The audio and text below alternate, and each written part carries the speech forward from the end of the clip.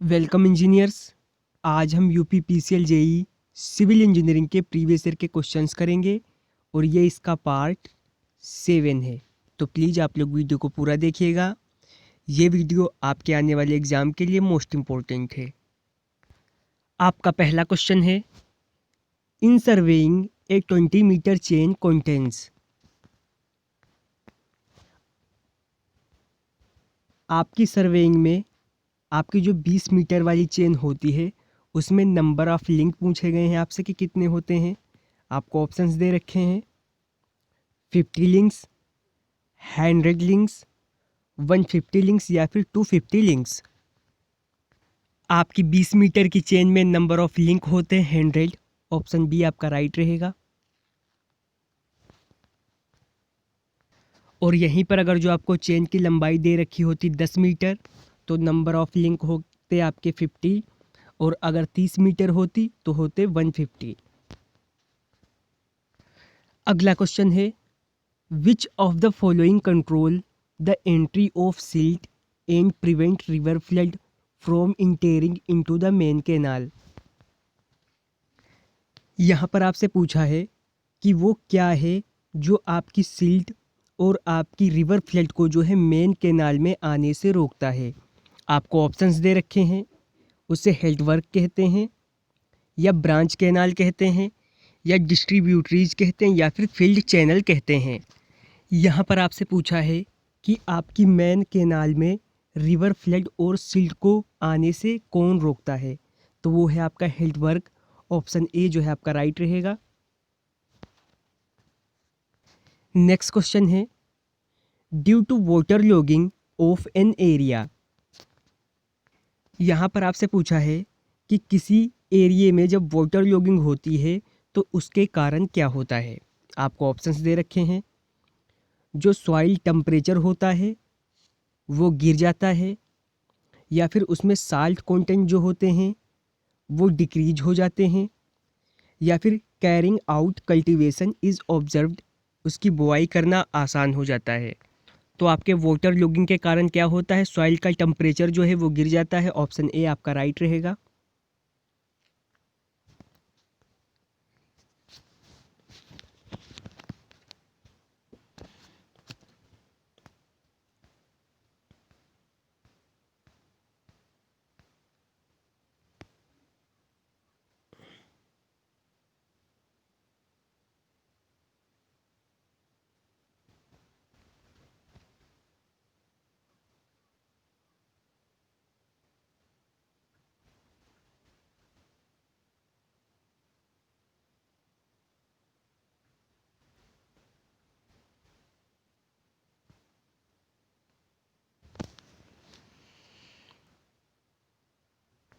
फिर आपका अगला क्वेश्चन है, बीम के डिफ्लेक्शन को कैसे कम किया जा सकता है।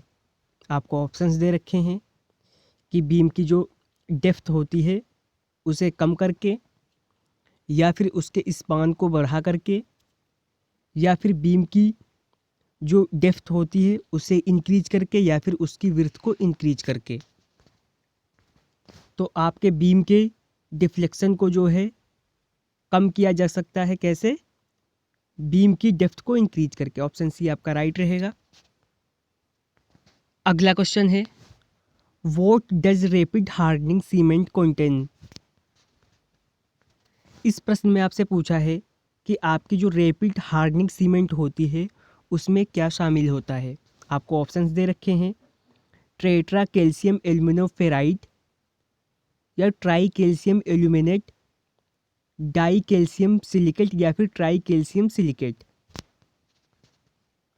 आपकी रैपिड हार्डनिंग सीमेंट में शामिल होता है try calcium silicate. Option D आपका राइट रहेगा।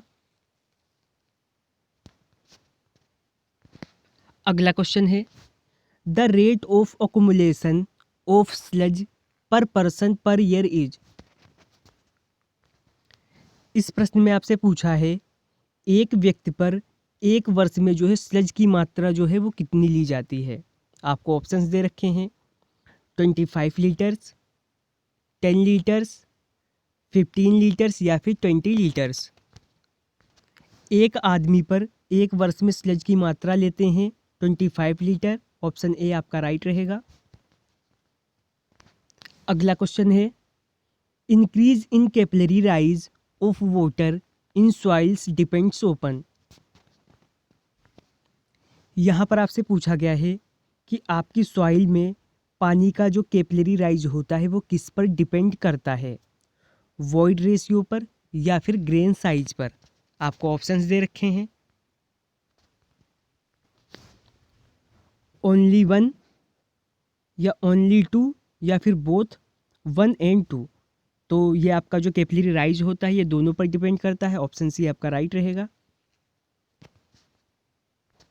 अगला क्वेश्चन है, if E represent the void ratio of a soil and G is its specific gravity, the critical gradient is. इस क्वेश्चन में आपसे पूछा गया है, यदि ई जो है सॉइल का वॉइड रेशियो और जो आपका जी है वो स्पेसिफिक ग्रेविटी को रिप्रेजेंट करता है, तो आपकी क्रिटिकल ग्रेडियंट का मान पूछा गया है कि क्या होगा। तो आपका ऑप्शन ए राइट रहेगा, जी माइनस ए 1 प्लस ई। फिर आपका अगला क्वेश्चन है, which of the following is the correct dimension of surface tension.